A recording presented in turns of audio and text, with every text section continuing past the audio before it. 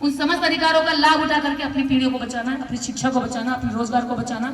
आपके बच्चों की नौकरियां खत्म की जा रही है, आपके बच्चों की शिक्षा बर्बाद की जा रही है, आपका स्वास्थ्य के साथ खिलवाड़ किया जा रहा है, आपके विकास के साथ खिलवाड़ किया जा रहा है। सबसे बड़ी बात, आपके संविधान पर हमला किया जा रहा है, जो संविधान आपका सुरक्षा कवच है। अगर सुरक्षा कवच हट गया तो आपके पास कुछ नहीं बचा। जो संविधान होने के बाद भी आपसे घृणा करते हैं, संविधान में आपके अधिकार जाने के बाद आपसे क्या क्या चुन के बदला लेंगे आप समझ सकते। जरा एक बार रात को सोते वक्त सोचना, गहन चिंतन करना जरा, कि आप और हम पर कोई दबाव नहीं है, इसलिए हम अपने बच्चों की, समाज की, देश की लड़ाई हम लड़ सकते।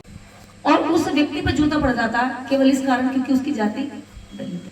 देश के अंदर रामनाथ कोविंद जी गए थे, तिरुपति बालाजी मंदिर है साउथ में, तो पुजारी ने कहा कि तुम भले ही संविधान से, सिस्टम से, संविधान के राष्ट्रपति बन गए, बट हमारे जो धार्मिक ग्रंथ है उनमें तुम आज भी हमारे लिए अछूत हो, मंदिर के अंदर एंट्री नहीं मिलेगी। तो एक गिरा पड़े ऐसे लोगों को वो बनाते हैं कि वो अगर मेरे जैसा राष्ट्रपति होता तो उस मंदिर को जड़ से निपटा देता, देश के सारे खत्म कर देते, देश के सारे खत्म कर देती। देश का प्रथम नागरिक होता है राष्ट्रपति, वो अपमान झेल करके, जूते खा करके, वो कहाँ सीढ़ी पे बैठ गए भिखारी की तरह वो पूजा करके आ रहे हैं, कुछ नहीं बोले। तो वो कैसे दलित को बनाएंगे? अगर बनाएंगे भी तो जो कुछ नहीं बोलता, कुछ नहीं सोचता, कुछ नहीं कहता, सवाल नहीं करता, मुंह नहीं खोलता, ऐसे व्यक्ति को मेरे जैसे को नहीं बनाएंगे, आप जैसे भाइयों को नहीं बनाएंगे। द्रौपदी मुर्मू जी बना दी, उसके बाद ये दिखाने के लिए हमने तो दलित के बाद अब आदिवासी को बना दिया। देखो राष्ट्रपति। अभी कालिका मंदिर था दिल्ली में, कोई बड़ा मंदिर नहीं है, छोटा ही मंदिर है। एक तो ये संविधान से ये पदों पर पहुंचते हैं और भीख मांगने फिर वहां राजनगर में पहुंच जाते हैं। टेलीविजन फिर इनकी बेइज्जती होती है, फिर भी आवाज नहीं आते, फिर ये वहां जाती हैं। दिल्ली में एक छोटा सा पार्षद शर्मा है, वो गर्भगृह में जाके पूजा कर रहा है, आरती कर रहा है, और इनको बैरिकेडिंग के बाहर खड़ा किया जा रहा है। ये कहते हुए अरे नहीं नहीं आप नहीं आ सकती, आपको संविधान ने बनाया होगा, हम नहीं जानते संविधान यहाँ पे हमारा आज भी चलता है कि आप नहीं घुस सकती। और वो महिला वहां खड़ी है हाथ जोड़ के। एक बात बताइए, इसके पास पूरे देश की पावर है, प्रधानमंत्री भी राष्ट्रपति के अधीन आता है, और वो बेचारी खड़ी पशु की तरह एकदम, कोई सवाल नहीं, जवाब नहीं, विद्रोह नहीं।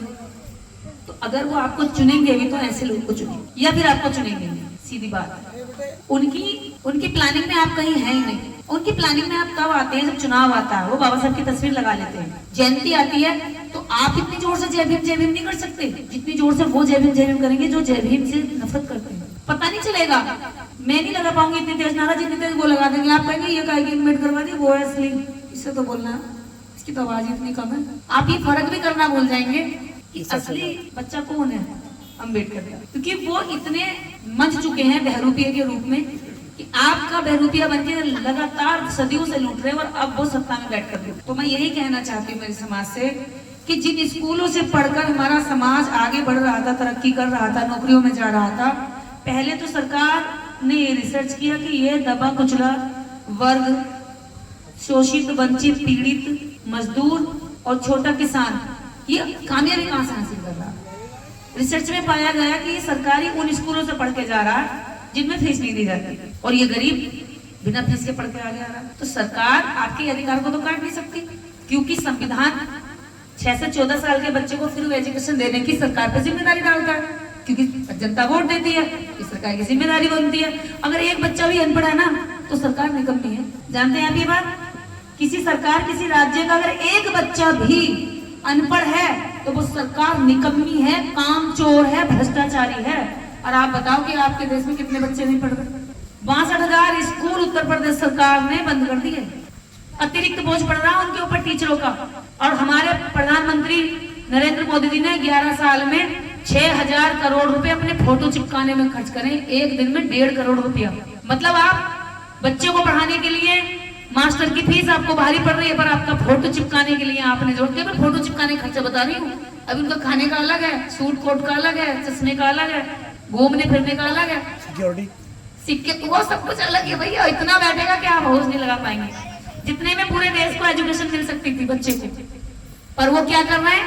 वो आपके बच्चों को शिक्षा नहीं दे रहे, वो स्कूलों को बंद कर रहे हैं, और जो स्किल बचे हुए हैं उन स्कूलों की छतें गिर रही हैं, उन स्कूलों में बाथरूम टॉयलेट नहीं है, उन स्कूलों से बच्चे ड्रॉप आउट कर रहे हैं, नाम कटवा रहे हैं, जाना बंद कर रहे हैं। मध्य प्रदेश के अंदर इसी साल लगभग 62,000 बच्चों ने स्कूल जाना बंद किया। क्यों? क्योंकि वहां पे टीचर नहीं प्रोवाइड करा रहे। पूरे टीचर हैं तो उनसे दुनिया भर के और काम करा रहे हैं, ताकि अगर वो फ्री रहेगा तो बच्चों को पढ़ाने लगेगा, इसलिए उसको उलझा के रखते हैं। ये बच्चों को ना पढ़ा पाए, तो फिर क्या आपकी ये शिक्षा छीन ली। अधिकार नहीं छीना संविधान में से, अधिकार काट नहीं सकते, क्योंकि उसका उल्लेख है कि प्रत्येक बच्चे को फ्री एजुकेशन देना सरकार की जिम्मेवारी है। तो वो कह रहे हैं भी जिम्मेदारी दे रहे हैं, हमने संविधान से नहीं काटा, हमने आपके स्कूल छीन लिए। अब पढ़ाई तो फिर भी होनी है, अमीर का बच्चा तो जरूर पढ़ेगा, तो अमीर के बच्चे के लिए अलग स्कूल खोल दिया। अब अमीर का बच्चा पढ़ेगा कहाँ से? कंप्यूटर। गरीब का बच्चा पढ़ेगा कहाँ से? कबूतर। वो पढ़ेगा हाथ से हेलीकॉप्टर, हमारा पढ़ेगा हाथ से हल। तो हल वाला हेलीकॉप्टर वाले से मुकाबला कर लेगा, कंपटीशन में तो बराबर एक से ही बैठते कर लेगा। तो क्या होगा? अमीर आपके बच्चों पर राज करेगा, करेगा कि नहीं करेगा? आपके बच्चे गुलाम गुलाम गुलाम और गुलाम और गर्त में जाते जाओगे। जिस गुलामी से बाबा साहब लेकर आए थे शिक्षा के दम पर आपका हाथ पकड़ के, आप उसी शिक्षा को छीन करके आपको उसी गर्त में पहुंचा था। शिक्षा का अधिकार पूरी तरह छीना। इसके बाद सबसे बड़ी पावर दी बाबा साहब अम्बेडकर ने वोट की। इन दलितों के आगे कौन माथा टेकता है, इनके कौन हाथ जोड़ता? वोट की वजह से नेता आपके आगे इस तरह हाथ जोड़ते, सर झुकाते, आपके आगे नमन करते।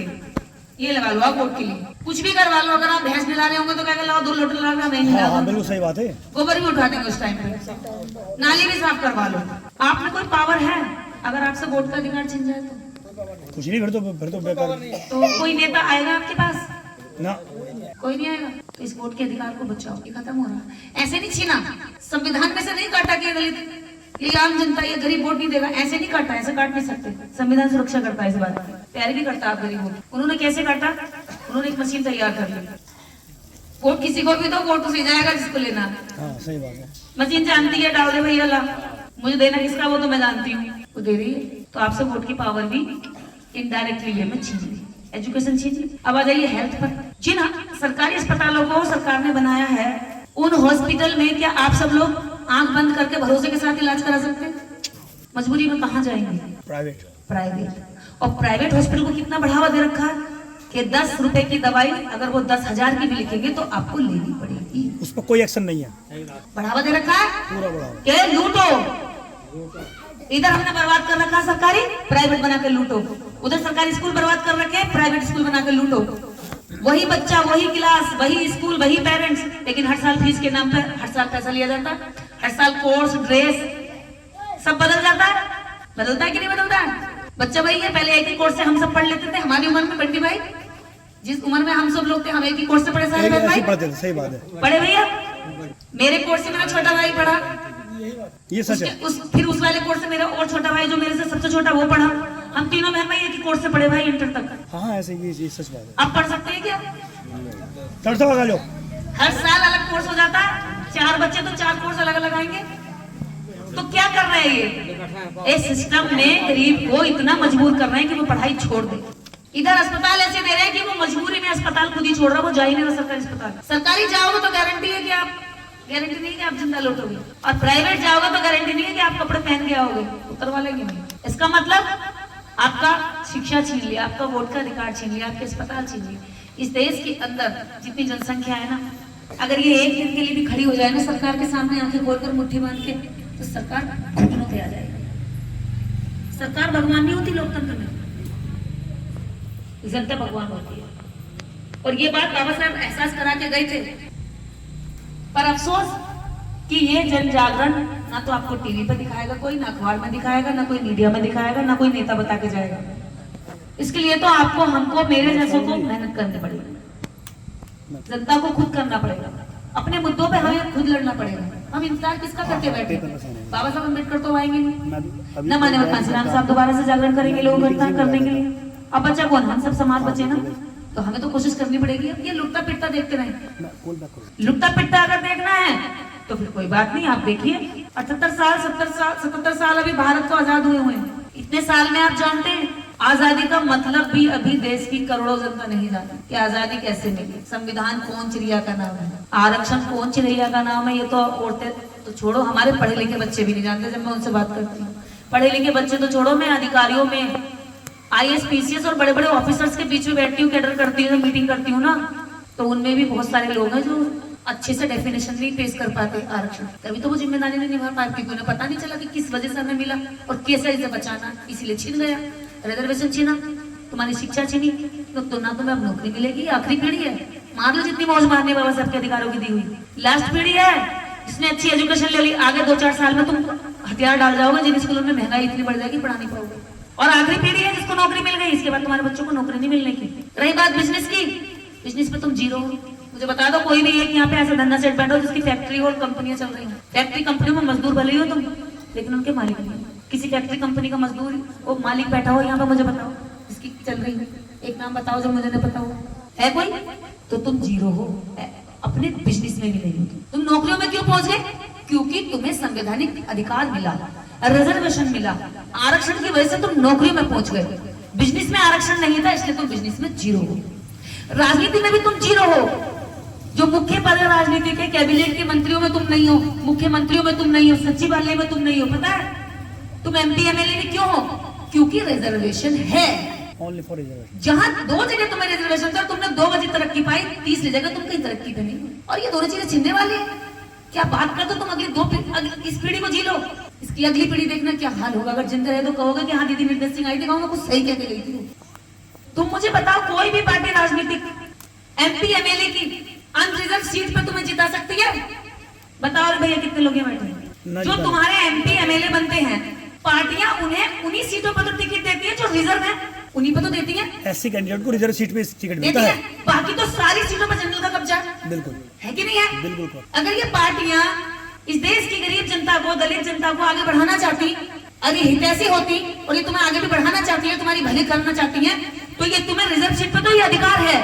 अगर ये तुम्हारी भली बनती है तो जो अनरिजर्व सीटें हैं, जनरल सीटें हैं, उन पर तुम्हें टिकट देके जिताकर तुम्हें भेजा संसद और विधानसभा, तब हम जाने। जो पार्टियां राज्यसभाओं में तुम्हें नहीं भेजती भाई, कितने दलित जा रहे हैं राज्यसभाओं में, कितनी औरतें हमारी बन रही हैं MP MLA, राजघराने की औरतें, राजनीतिक घरानों की औरतें या अधिकारियों की औरतें, बताओ। बॉलीवुड वाले जब तुम्हारी औरतें संसद में नहीं होगी, विधानसभाओं में नहीं होगी, राज्यसभाओं में नहीं होंगी, तो वो तुम्हारी औरतों का दर्द कैसे पहचाने की? जब खुरपी चलाने वाली वो होएगी नहीं, उसे क्या पता खुरपी चलाकर कितना तिगरी में पसीना बहता है, उसे क्या पता कभी दांत काट चलाते हुए अंगूठा कट जाता है तो कितने दर्द होता है, वही मिट्टी लगा कर उसे रोकना पड़ता है, फर्स्ट एड भी नहीं मिलता। वो कैसे तुम्हारी आवाज उठाएगी? वो कैसे तुम्हारी दलित महिलाओं पर हो रहे रेप के बारे में बात करेगी? वो तो हंसती है। ऐसा नहीं हो सकता जी। किरण खेर कह रही थी तुम्हारी संस्कृति का हिस्सा, बलात्कार हो गया तो क्या हो गया? एलीट क्लास की औरतें तुम पर राज करेंगे और तुम्हारा आदमी भी आज पीछे है। हम बात करते हैं मुझे को ताव देकर जी समाज बहुत आगे बढ़ रहा है। क्या बढ़ रहा है? अरे बाबा साहब ये अधिकार भी नहीं देते तो कूड़े में खाना ढूंढ रहा होता है समाज। ये हमारी औकात थी, मैं भी ढूंढ रही होती। ये सही बात है। जी आज मैं सीना चौड़ा करके यहाँ बैठी हूँ और मैं चाहती हूँ समाज सीना चौड़ा करके जी अगली पीढ़ी भी, इसलिए मेहनत भी कर रही हूँ मैं। जो तुम्हें तुम्हारे संवैधानिक अधिकार से हट बच के एक रत्ती भर सुई बराबर भी कुछ नहीं दे रहे, तो वो तुम्हारे अधिकार खत्म होते कुछ देंगे? कुछ बचेगा तुम पे? कोई ताकत बचेगी? उन लोगों में तुम्हारे प्रति मानवता है? देने के लिए न्याय है उन लोगों के दिल में? कतई नहीं है। अरे संविधान जाते हैं ना, सबसे पहले तो तुम्हें बदला लेंगे वो। अरे जिन लोगों ने हमें, जिनको जूते की नोक पे रखा, संविधान के दम पे ये बहुत हमारे सामने चौड़े होकर चलते थे, इन्हें कूच के मार दो। ये बदले की भावना आएगी उनके मन में। अभी भी कहते हैं, भीमता कहते हैं, नीलता कहते हैं, नीले कबूतर कहते हैं। घृणा तो देखो कितनी भरी हुई है। बाबा साहब डॉक्टर अम्बेडकर को संविधान का निर्माता मानने से मना करते हैं, तुम्हें क्या स्वीकार कर लेंगे? उनकी मूर्तियां तक तोड़ी जाती हैं। तुम्हारी बहन बेटियों के साथ बलात्कार होता है तो बलात्कारी के साथ खड़े होकर के धरना देते हैं उसको बचाने के लिए। और जब उनकी बहन बेटियों के साथ किसी एक के साथ भी हो जाता है ना, पूरा देश हिल जाता है, मीडिया छाती फाड़ फाड़ कर रोती है, नेताओं की भावनाएं आहत हो जाती हैं। अभी उत्तराखंड में एक लड़की के साथ हुआ था, पूरा देश एक हो गया। निर्भया कांड दिल्ली में हुआ था, निर्भया पांडे, पूरा देश एक हो गया, पूरे देश के आंसू बह रहे, रो रहे। अच्छी बात है, भावनाएं होनी चाहिए, लेकिन दलित की बेटी के साथ होता तो भावनाएं कहाँ मर जाती है? तुम्हारे प्रति उनके मन में भावनाएं भी नहीं, वो तुम्हें छोड़ने वाले नहीं है। अगर आज न जागे ना तो जगने का मौका भी न देंगे। बंधक बनने से पहले आवाज उठाना शुरू कर दो, लड़ना सीखो। तुमने बाबा साहब के 78-70 सालों में दिए अधिकारों को सिर्फ खाया है, न बचाया है और न बढ़ाया है। बताओ एक भी अधिकार तुमने लड़के लिया हो सरकार से? लड़ना पड़ेगा, वक्त आ गया है। ये लास्ट पीढ़ी होगी जो इस संविधान के मजे चाट करके मर जाएगी अगर आप लड़ाई नहीं शुरू करी थी। और ये आने वाली पीढ़ी जो है ना, आने जनरेशन है, एक गालियां देगी आपको और हमको, मुझको भी। ये कम वक्त मर गए बाबा साहब के लेके अधिकार खा के खत्म करके। इनके पास में सारे उस समय ताकत थी, बचा सकते थे, लेकिन उन्होंने नहीं बचाया। मैं ऐसी गालियां नहीं खाना चाहती, इसलिए अपनी जिम्मेवारी निभा रही हूँ। आप लोगों के बीच में बैठी घर छोड़ के। छोटा सा बच्चा है मेरा, मात्र 1 साल का। कितना कठिन होता है मुझे उसको छोड़ना, ये माता रहने समझ सकती है। और शाम होते तो जानवर भी, पशु भी अपने बच्चे को सीने से लगा लेता है, चिपका लेता है। और मैं रात को 12-12 बजे घर पहुंच रही हूँ। इंतजार करते करते सो जाता है, और जब सुबह घर से निकलती मेरे पैरों में खिचड़ता रहता, लटकता रहता, गोदी में मैं छोड़ के चली आती हूँ बेरहमी के साथ। अगर मैं उसके प्यार में मोहब्बत में अगर घर रह जाऊंगी तो लाखों करोड़ों बच्चों का जो भविष्य बर्बाद हो रहा है ना, ये नहीं बचा पाऊंगी। मैं जानती हूँ कि उसको छोड़ना मेरे लिए कितना त्याग भरा और पूरे दिन कितना पसीना टपकता है मुझे। आज अगर मैंने 2 बोतल पानी पिया ना तो 1 बोतल पसीना निकला मेरे शरीर से, और सारे लोगों से 4-5 बार कपड़े गीले हो गए, सूख गए। मेरे एक पसीने की बूंद भी अगर बह रही है और इस समाज को नहीं समझ में आ रही है ना, तो फिर समाज मुर्दा है। आप लोगों से ये कहना चाहती हूँ लास्ट में कि जो अधिकारों की लड़ाई है, इसकी कुर्बानियों में केवल निर्देश सिंह के पास सारे अधिकार नहीं है, वो सब अधिकार आपके पास नहीं जो बाबा साहब ने संविधान में दिए।